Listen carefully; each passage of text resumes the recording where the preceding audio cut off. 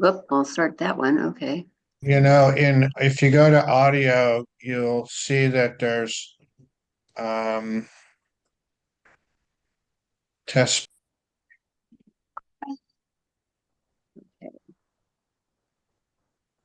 So as we kind of acknowledge where we're at this point in our country's history and time, it's also, I find a lot of strength in remembering people who've just inspired us over time, and what a better person to start with than Dr. Martin Luther King. So I assume you guys can hear me okay? Can't seem to, my screen's not very big, so I either toggle back and forth. You're here someplace. There. Did that. Okay. Let's see. I think I started to introduce Susan's my sister-in-law in North Carolina. Mark Hinkles is a good friend here in Corvallis. Carol and her husband Ken met you guys through the Democrats, I think, and over time, just neighborhood leader stuff. Melissa is also a good friend of mine in Corvallis, and Sylvia is a friend of mine also, and I know Sylvia through Moms Demand Action. And then I think Libby's on here too now. Did I get everybody? Let's see. Okay, just so you guys kind of know each other a little bit. Since it's a small group, which is awesome, then we can have this be interactive. But I thought I did prepare a couple of slides on Dr. Martin Luther King, and then I'll open it up for other heroes in democracy that you guys might want to pop in and share about or talk about. I also have prepared some suggested heroes. Okay, so this these are actually pictures. Has anybody been to the Martin Luther King monument in DC before? Okay, I have had opportunity to go there a couple times, and so these are some pictures that I took. And when you first walk, his monument is on the pond, basically, or that's this big reflecting pond, and he's directly across from the monument of Jefferson. And you enter it this way through this little, this lower right, big rock, and you come through and you see the words, "Out of the mountain of despair, a stone of hope." And then you come around and you see his massive figure, and it's quite stunning. And he's looking straight across to the Jefferson Monument. I wanted to start with this YouTube click, or this click here, I think. Peter, Paul, and Mary hesitate of Blowing in the Wind, and this song was so stunning and so magical that we took it right away, made an arrangement, went into the studio and recorded it. They always wanted Everybody can hear, right? Somebody say yes.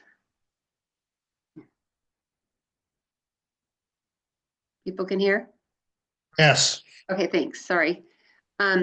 Just to set this up, this is what, obviously the March on Washington, one of Martin Luther King's most famous moments. to sing, I think, songs which had real import, which were really something which would help to try and change this world.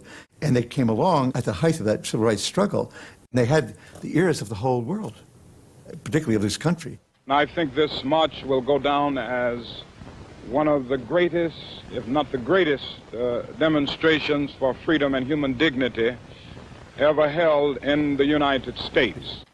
Mary speaks of the moment of recognition of the March on Washington in 1963, which Martin Luther King delivered his I Have a Dream speech, as her first recognition of something that has been primary in our relationship. And now, a group of singers who have come to help express in song what this great meeting is all about. I give you now Peter, Paul, and Mary.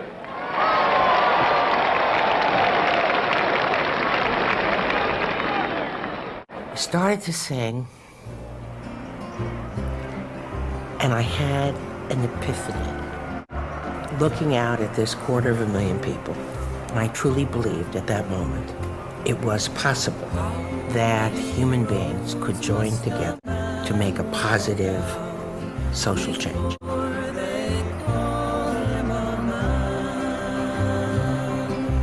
How many seas must a white dove sail before she sleeps in the sand?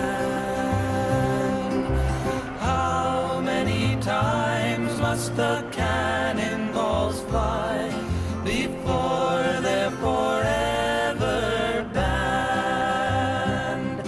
The answer, my friend, is blowing in the wind.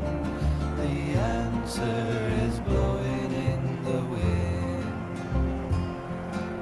How many years must a mountain exist before it is washed to the sea? And then all of a sudden, the lyrics are coming out, you know? And how many years will it take before people can be free?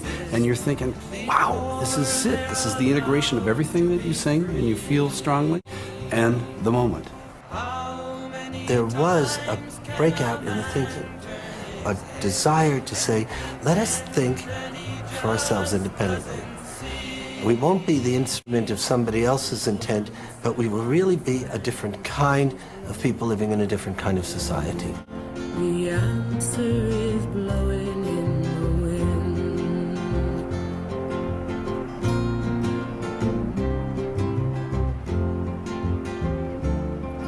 The answer is blowing in the wind.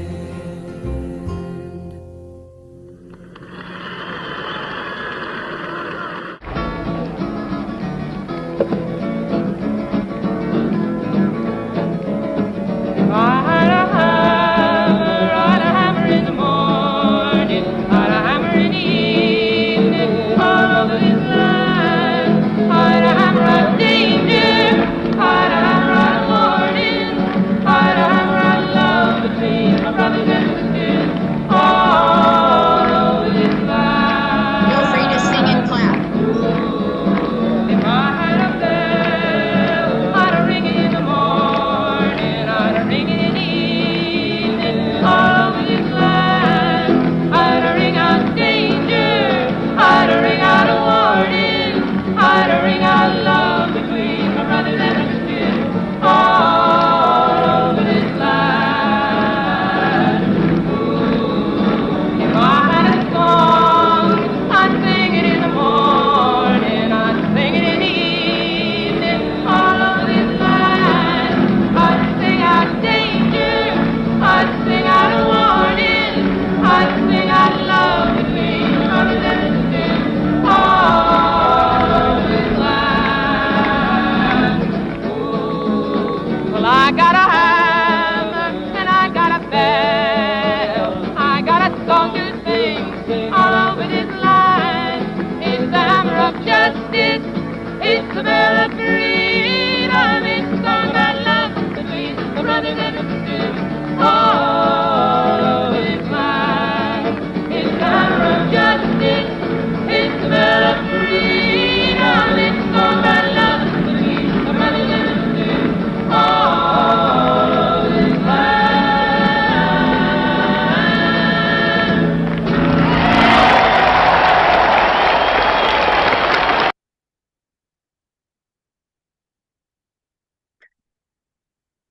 So I thought that was just really inspiring. I mean, I was 2, so I didn't even know these guys were there. So there's my history. And thanks, I think my sister-in-law Susan inspired me to learn that one. So I just thought the music is such an integral part of expressing ourselves, expressing our joy. It's also a way to grieve. So I wanted to start out with some music. I also discovered, I mean, I've been reading Martin Luther King, this book. I don't know if you can see it. I Have a Dream, and it's all his speeches, all his writings, and I'm almost done. I've been reading it over the course of this last year, I guess, maybe. But I'm just, what an amazing being, just amazing. And he gave us so much in such a short time. Here's, I think I'll start with this one. I wanted to do something that aren't the things. America freed the slaves in 1863 through the Emancipation Proclamation, but gave the slaves no land or nothing in reality to get started on. At the same time, America was giving away millions of acres of land in the West and the Midwest, which meant that there was a willingness to give the white peasants from Europe an economic base.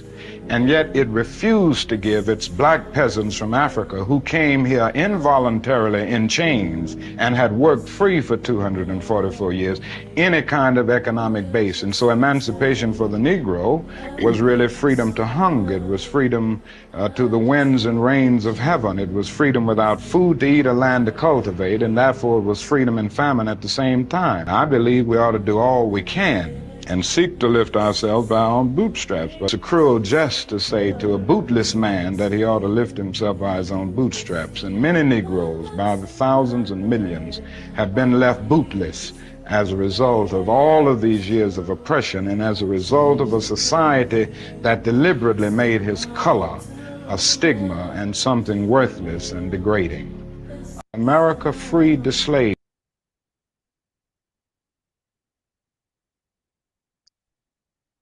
So and this is a kind of a related one. It was willing to undergird its white peasants from Europe with an economic floor. But not only did they give the land, they built land grant colleges with government money to teach them how to farm. Not only that, they provided county agents to further their expertise in farming. Not only that, they provided low interest rates in order that they could mechanize their farms. Not only that, today many of these people are receiving millions of dollars in federal subsidies not to farm, and they are the very people telling the black man that he ought to lift himself by his own bootstraps. Now, this is what we are faced with, and this is the reality. Now, when we come to Washington in this campaign, we are coming to get our check.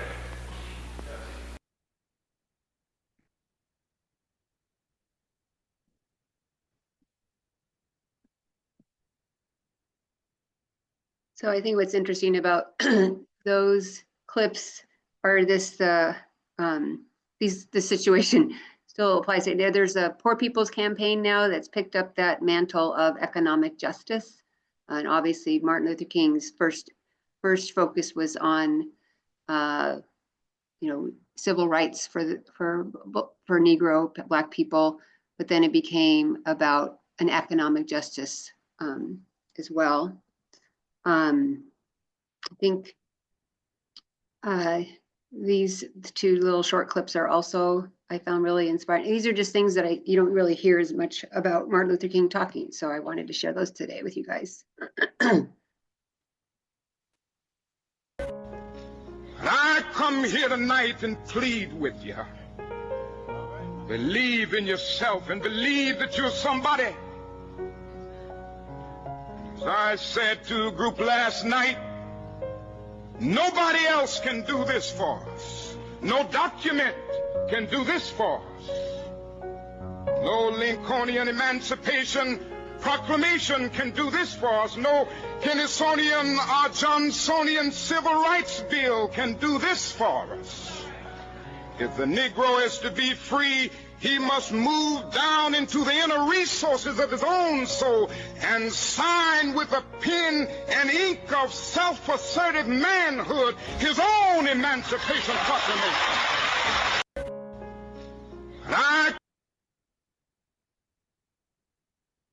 And I have one more clip I wanted to share with you, and then we can talk about any things that come up for you. To live a long life, longevity has its place. But I'm not concerned about that now.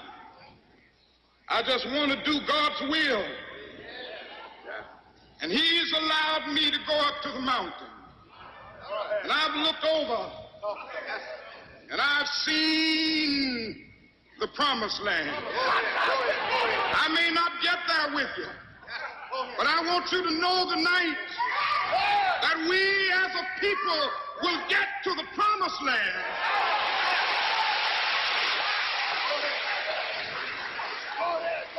So I'm happy tonight. I'm not worried about anything. I'm not fearing any man. Mine eyes have seen the glory of the coming of the Lord.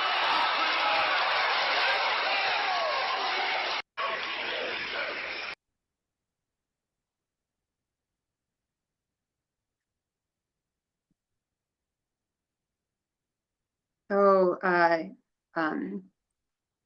feel free to just, anybody want to respond to any of that? Anything is some of that new for you, or, and then I also have some quotes to share, but, what do you, anybody? I picked those because I feel like we're at this moment of like a lot of fear, despair. What can I do? I feel like, I know personally, I feel like I've been working on this for 10, 20 years. And it's like, but then you look at someone like Martin Luther King and, you know, progress gets made. And I love how he's speaking, he's not afraid. And I thought that would be helpful for us to not be afraid. I feel like it's there's this 2 steps forward, 1 step back. I think we did this 1 step back at this moment, but we had to keep the 2 steps forward, keep going. Anyway, anybody else have any thoughts on what you heard or anything that touched you and you want to share? No need to share, but I just, inviting that. Yeah, this came true about, the thing that I thought about over time is that, that we were making lots of progress toward this dream that Martin Luther King had. And,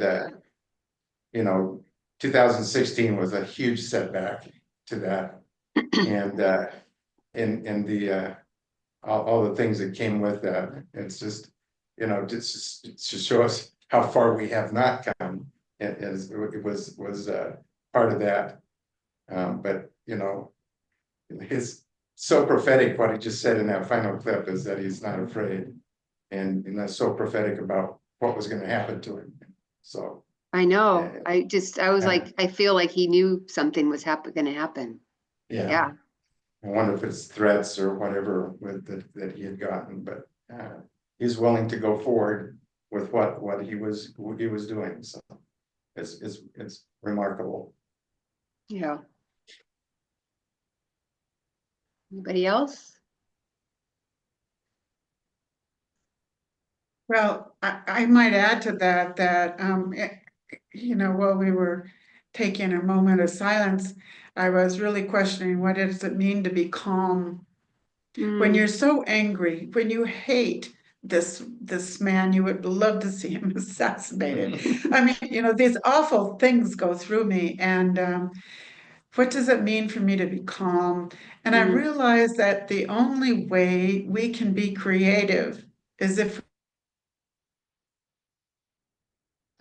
Carol, you froze. fear, but we walk forward with courage and bravery. And I don't know, that might give me a start on where I want to go. Yeah, thank you, Carol. You cut out for me. Hopefully you didn't cut out for the others, but you said the only way you can go forward and be creative is, sorry. Yeah. She said to be calm. Calm, yeah. Yeah. To do it from a base of right after the election, for me, I was just like, I don't want this to define my heart. I need to protect my heart, Exactly. Gotta protect my heart. I don't want to become an angry person, but I also need to honor anger, because I don't know if any of you are familiar with Valerie Carr. She wrote a book called Revolutionary Love, and she has a really great tool for managing, and I can share it afterwards, but we have to metabolize our anger. We can't just let it sit. We have to let it flow through us, and our grief, and so we can birth something newer, fresher. Um, let's see, so, Something- yeah, go ahead, sorry. Yes. Yeah, something that was a kind of a mantra of a group that we were part of for Yeah, many years was resist not evil. So, it's when you become preoccupied with what, this thing, this person, you forget about what you want to do and how you move forward. And it's like, what do we want to do despite all this stuff that's going on? And what direction do we want to take? And it's not to resist what's there, it's to initiate what we would like to see in the world. And yeah, what we can do today. Yeah. right. I like that. That's great. So let's see, I had any, let's see, I wanted to, these are just quotes when I was at the Martin Luther King Memorial years ago. I've been there a couple times. I always take pictures and I'm like, oh my gosh, I got all these photos. I should use them for this. But here's some famous quotes of him, and then we can move to the next topic. But I'll try to read it because it's hard to read some of these because of the sunlight at the time. Injustice anywhere is a threat to justice everywhere. We are caught in an inescapable network of mutuality, tied in a single garment of destiny. Whatever affects one directly affects all indirectly. And that's 1963. I think that's from Birmingham jail, maybe, in his letters. True peace is not merely the absence of tension, it is the presence of justice. I really like the theme of, love and justice, and love and peace really are about justice. And then the last one, the ultimate measure of a man is not where he stands in a moment of comfort and convenience, but where he stands at times of challenge and controversy. I thought, well, that's appropriate because that's where we're. So, kind of to your point, Carol, about courage, and Danny. So, other champions of democracy, anybody they'd like to share? I have backup slides, of course, but I thought I would start with anybody here who wanted to say anything, or anybody or any more remarks on Martin Luther King, I guess. I have one. Susan. He said that we shall overcome because the arc of the moral universe is long, but it bends toward justice. I love that one. When I thought of that one in preparation for this meeting, I thought, well, that's what we need to focus on, not only what has already been referenced, like the shortness of his time on Earth and what he left behind, but also that a lot of things have changed and they will continue to change. And it's just incumbent upon us to decide how we're going to help it change. Yeah, I love that arc. It does get there eventually. Thank you, Susan. Mark, did you want to add anything? Sure. Well, I always wonder about the inevitability of anything, and but certainly things are better than they were in '63 for all kinds of people, even if we're at a setback moment. But I just I guess I give a shout out to Jimmy Carter, because he walked the walk.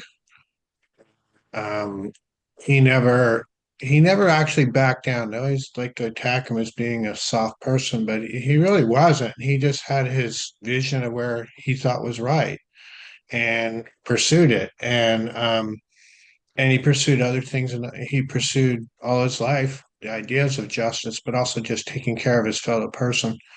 And I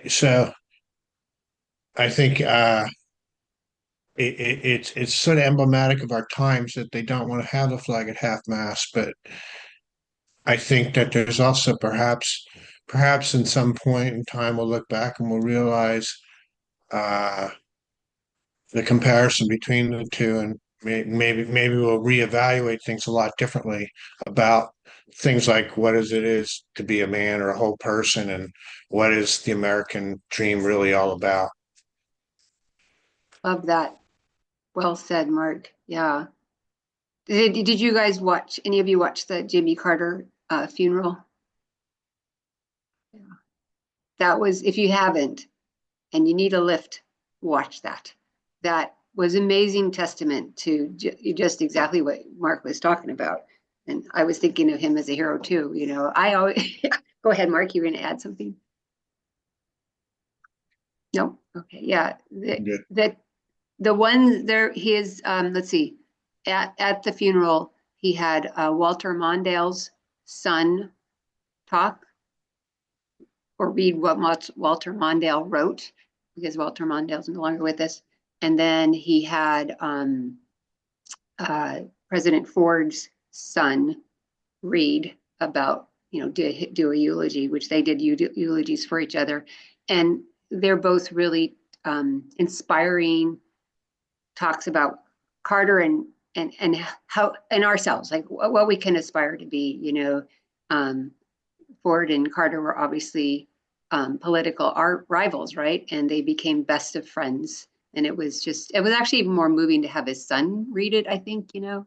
And then Walter Mondale talked about the redefining of the vice president role and the respect that Carter showed. Yeah. So I agree, Mark. He's definitely a hero of democracy. Yeah. Yeah. And I'm like, those other presidents sitting in the role, none of them are going to have this funeral. None of them are going to have this parade of people, you know. Go ahead. Jimmy Carter's grandson's speech is also really, it'll make you cry, and it'll make you think, it'll make you laugh. Which one were you talking about? One, the first one or the second one? Because there's two grandsons talking. Which They one both did were we very see moving. first? I'm not sure. Oh yeah, the First or first second. one, yeah. It was pretty lengthy, and it covered a lot of ground though. I don't know. About the Ziploc bags. Watch them both. I don't know. Yeah, no, they're both, you see the humility of the man, right? But Yeah. the first grandson seemed to have dagger eyes. He was quoting a lot of the Bible and was looking at some of the other presidents. But No, it's more the other one. Because the yeah, other one was very much about Jimmy Carter himself. yeah. Yeah, it was really centered on that. Yeah, I think he's the head of the Carter Center now. So yeah, that was really good too. Melissa, yeah. Hi, so yes, thank you for your recommendation. I did go in and watch some clips from the funeral, including the grandson's speech, which was just amazing. And wow, Jimmy Carter is such a wonderful human being for showing us all how to show up with love. And if it's okay, I would love to share a poem that I think is very much in the spirit of Jimmy Carter and Martin Luther King Jr. and just. So I'll stop sharing and you want to share something, Oh Melissa? no, I'll just read it. Oh, yeah. That's okay. Yeah. Please. And just kind of how to meet the world and each other. It's called For When We Greet Each Other by Rosemary Watola Traumer, who is amazing and writes and shares a poem a day, which a lot of them are very resonant for me anyway.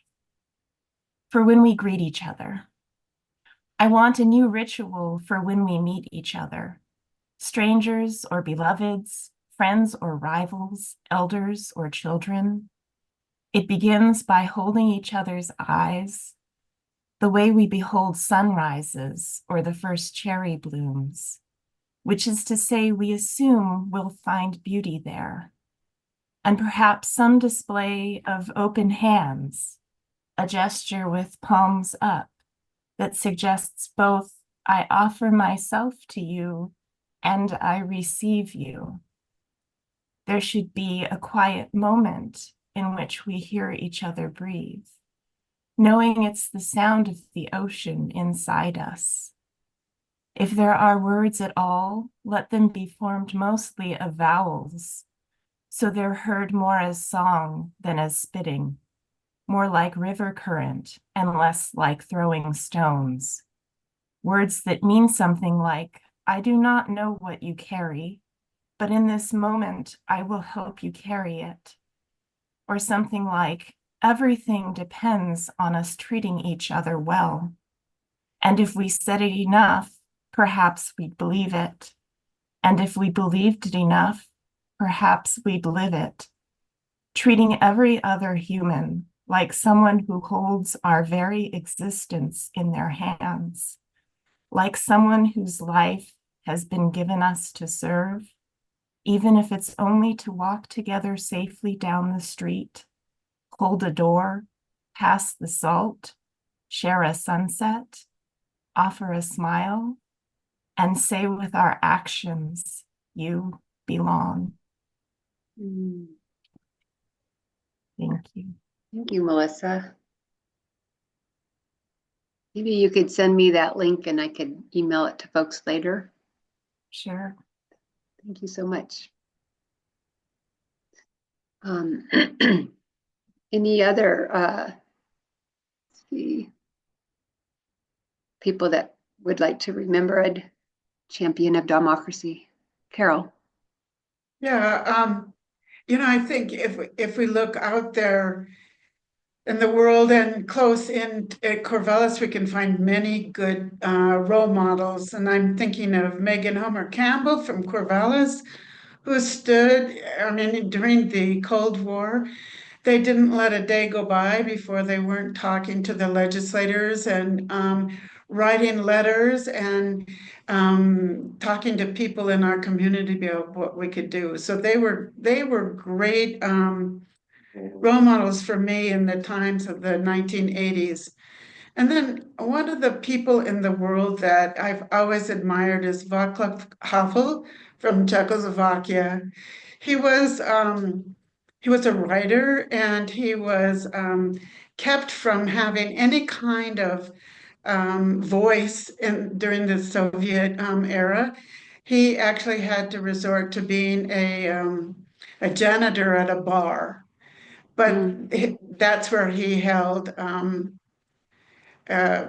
I don't know what you say, audiences with, people who came into the bar. He continued to talk, he continued to write. And, he influenced so many people in Czechoslovakia that when everything fell apart, he became the president. And then as a president, he allowed Czechia and Slovakia to separate peacefully, as those people, instead of those people having so much animosity and living together. There's just, I'm sure then there's Gandhi, and there's all kinds of people we can look to, and their words that we can listen to that worked in peaceful manners.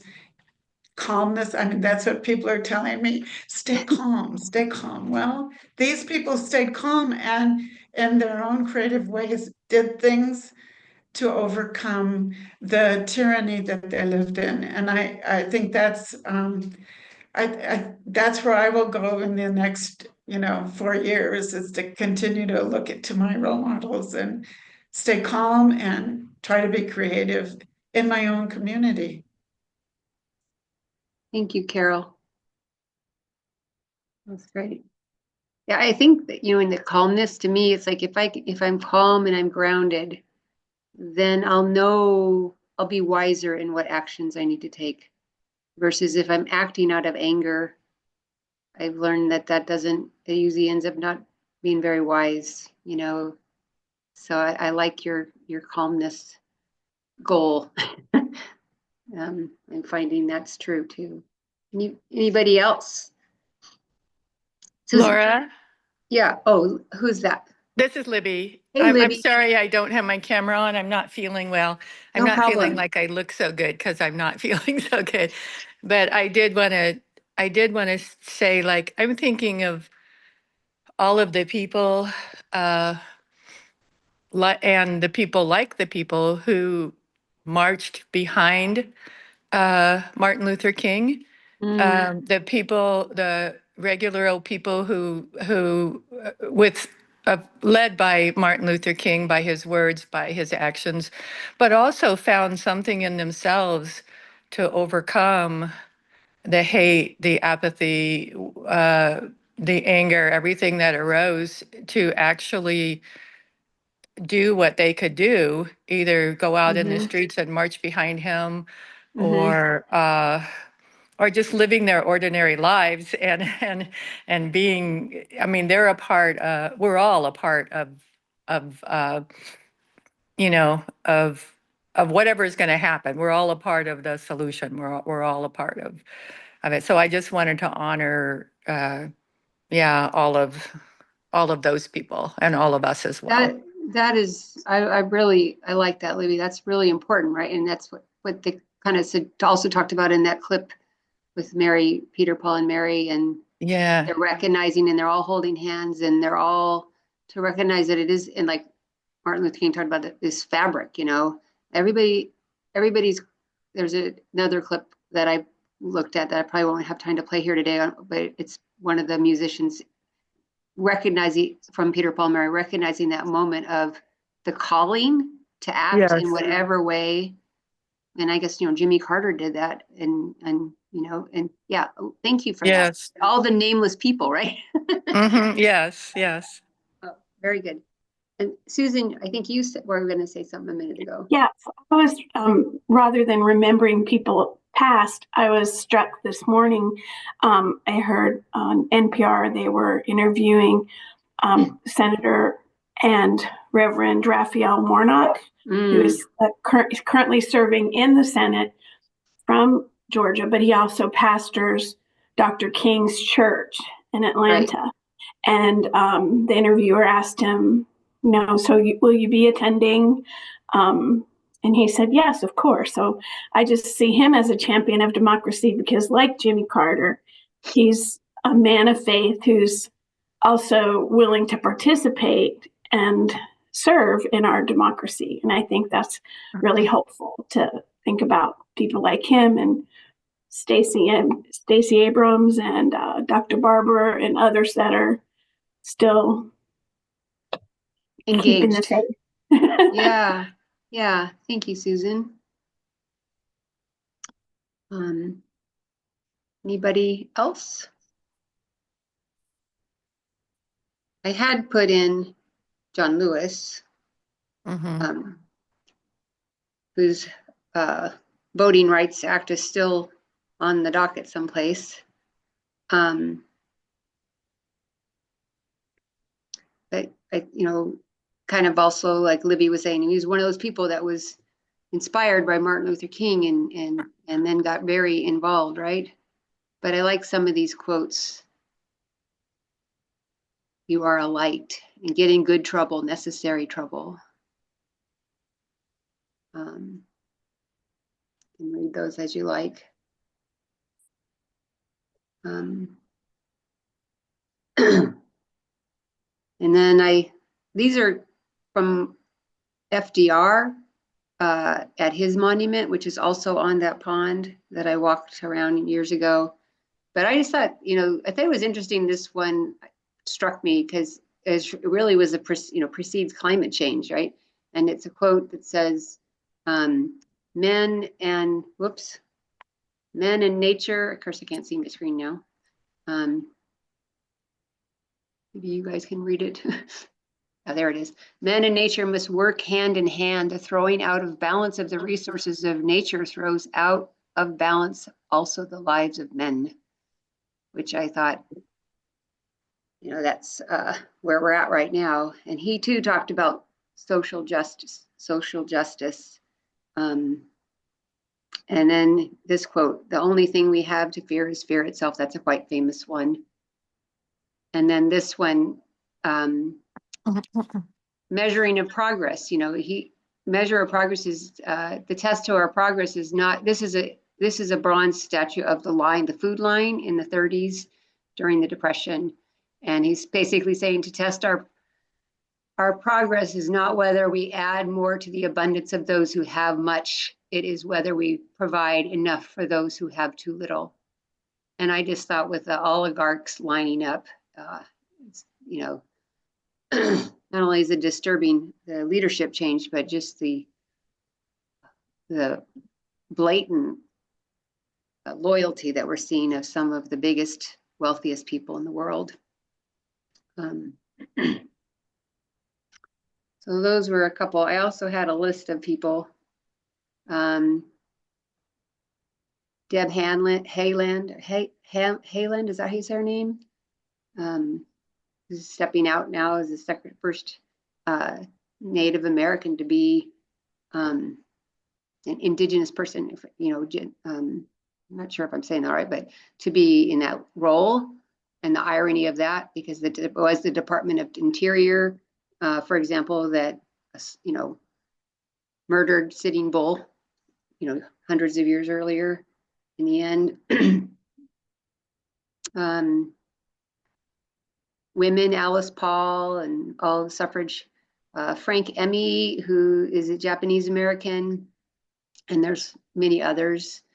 And I just thought, you know, trying to remember the diversity of leaders before, and there's leaders now, and I think we definitely need more people like this today in our time.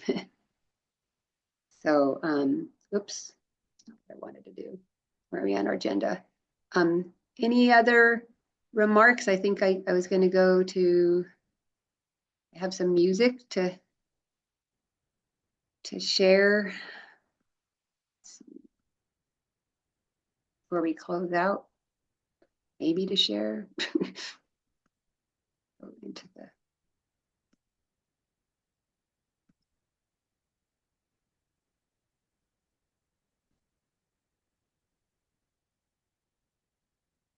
if you click enough, it'll happen. When I started, but when they saw Have a code that you can live by, and so become yourself, because the past is just a goodbye. Your children well, 'cause their father's hell did slowly go by, and feed them on your dreams, the one they fix, the one you'll know by. Don't you ever ask them why, if they told you you would cry. So just look at them and sigh, and know they love you.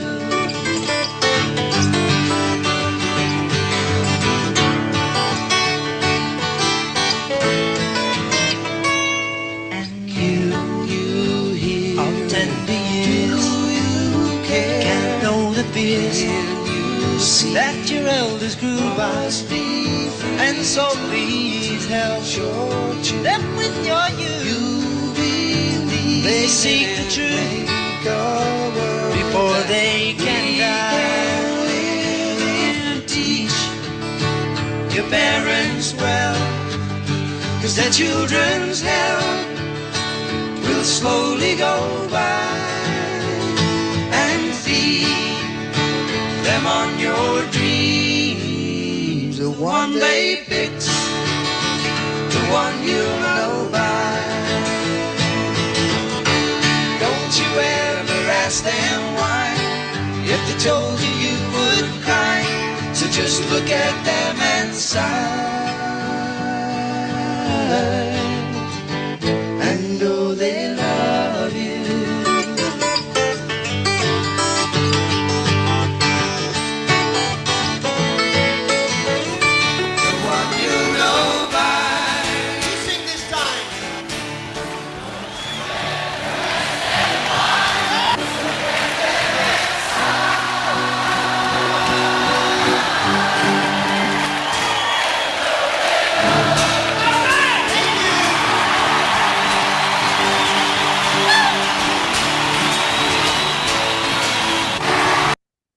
Have a code that Well, think music is so helpful. That was another suggestion by my sister-in-law, Susan. Thank you. Let's see. This sort of thought for closing, looking ahead, maybe how do you plan to stay resilient, and is there any actions you plan to take, or are you going to sit this one out, or and actions can be so different, right? It's like I mean, right now I have a very challenging health situation in my family, so I was thinking I probably won't be able to do all things I normally do. Because I got to take care of my mom. But there's a ways we can do actions too. So I don't know, anybody want to go around and how do you stay, or suggest how you're going to stay resilient in this next, and it's not just my initial thoughts. Yeah, One go of my ahead. initial thoughts was moving to a foreign country. That came across my mind at first, but Carol reminds us if you don't do anything about the issue, it's not going to change. So. Yeah. Yeah. So I think writing letters, talking to people, just doing what you see in the moment needs to be done. That's the actions we need to take, and it keeps us resilient because we don't have to really. We only need to be strong in the moment is what I'm thinking, not. We get to go home and relax. We get to read poems like that give us strength. We can do other things, and the action is really in the moment, and we will have energy for that. Thank you for that, Carol. Yeah. Anybody else? I'd just say, I think you need to do positive things for your community in a way that gets you socialized and keep your powder dry for when the next opportunity for real political action happens. Like that, Mark. Thank you. Yeah. Anybody Well, else? I would like to Sylvia, just be real supportive of our legislators. We have two great senators. We have a number of really great representatives in Washington, and just remind them that we are here and that we're supporting them, and that that they have a tough job ahead of them this year, but there are lots of people out here in the state that are supportive, and they're doing the best that they can for us. That's a good reminder. I mean, I think the gratitude, everybody likes to complain, but I have like 3 boxes of like blank cards that serve as like thank you notes and stuff. And I keep saying, I want to, like, if I could write 1 note of gratitude to somebody each day, that'd be an awesome goal, because just put out positive stuff out there, whether it's just to a friend or whether it's to a senator, I did write a letter to Jack Smith, I don't know, 6 months back saying, thank you for your tireless work on this, and it feels good when I do those things. So it's also helped me be resilient, like like what you guys were talking about. So anybody else?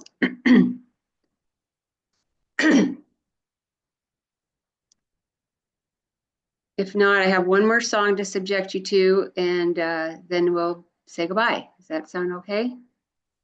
I had one more thing that I wanted to mention. I don't know if anybody else watched President Biden's final address, but the very end of it was inspiring to me, that he talked about the Statue of Liberty, and that how he is no longer going to be the torchbearer, but we all need to be the torchbearers going forward.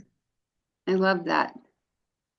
Yeah, I mean, I think this whole point of we can't just rely on a leader to do this for us. And that, Martin Luther King talked about that. It's we all have a role to play, small or big. We all you have to start with ourselves, and And thanks for that, Sylvia. I'll have to take a listen to that. I haven't had a chance to do that one. Any other final remarks? Libby? I don't have your video, but I got the others. Just want to thank you for this. This has been a very good thing to do together. Oh, thanks, Thank Ken, you. for saying that. Yeah, you're welcome. My pleasure. Yes, I just want to add to my thanks, Laura, and all the rest of you also for doing this. I guess this is part of what, these kinds of things, these kinds of community building, this is what we need. What, for me, it reminds me, this is what I need to keep in tuned with. Yeah. Yeah. Well, and I don't know if any of you listened to Heather Cox Richardson last night. She was emphasizing the, community, small local, and some of you already talked about doing local stuff and socializing. And it's just like, that's a place of strength. That's a place of inspiration. That's how we make change over time, is these, small community building, and then they grow and they get momentum, and, it can make a change over time. So. Okay, was there something you were gonna say, Carol, or no? It's okay. You just cut out there for a little bit when you first started to talk. And I Oh, didn't okay, catch the yeah. very first of that. I need a new laptop. It's pretty sad what I have, but okay. Sorry. I was just saying that building communities was emphasized in the Heather Cox Richardson talk last night. Starting small and building communities. And, she made the point that the far right started that way, and now we have what we have. But for 5 decades, they started small and mighty, and they've grown a movement. And it'd be nice to grow a movement that's, obviously democracy, my thoughts were the democracy still doesn't work for everybody. So there's still things we have to change. And so, how do we get realize and co-create that so that it does work? The long game, the long arch that Susan mentioned. All right, here's the song. And if you need to go, feel free to hop off now. I think this is my last slide. Yep. But thank you all for being here. This was at one of Carter's.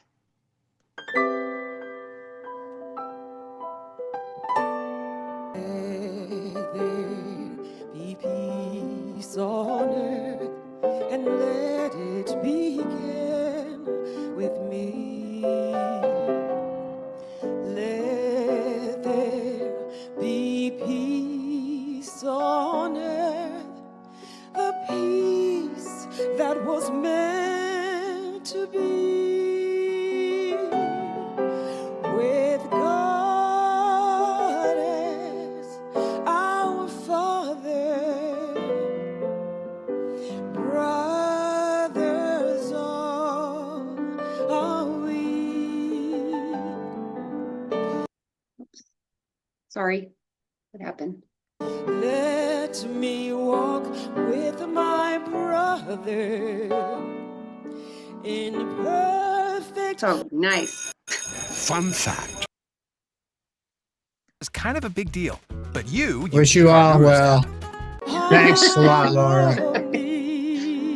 Yeah, thanks, Mark. Let peace begin with me. Let this be my moment now.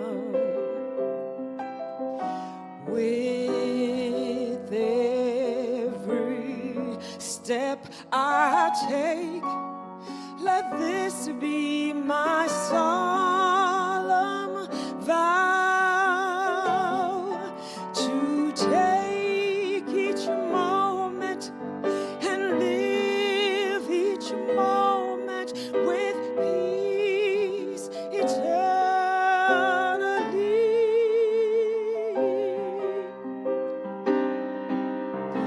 Let there be peace on earth,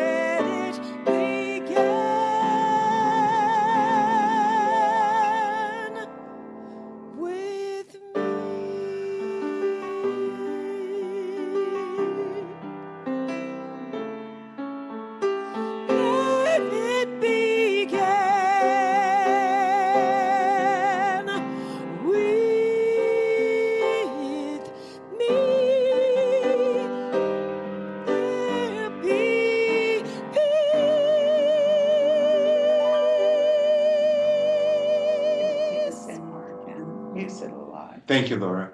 Thank you so Yeah. much. Thanks, you guys. Take care, everybody. Take care. You Thanks for too. being here. Yeah, thanks for being here. We'll see you in the community. Yes, yes. Ladies and Have a gentlemen, nice stay in Arizona. Is that where you're again? Warmer than where you're at. You're in Mexico or Arizona? Mexico. Mexico. Oh, okay. And Libby's in Arizona. Just enjoy the sunshine. And Great. Alyssa and I are in this 24-degree cold weather. But it's sunny today, and it was sunny yesterday, and it was sunny today, but and you could see the stars at night. I saw Jupiter. That was awesome. So anyway. Makes it cold. Yeah. Yeah. Well, we'll see you when you get back. All right. And, Take care. Nice to Yes. Thanks Enjoy. for attending. Bye, everybody. Bye, Melissa. Thanks for being here. Thank you.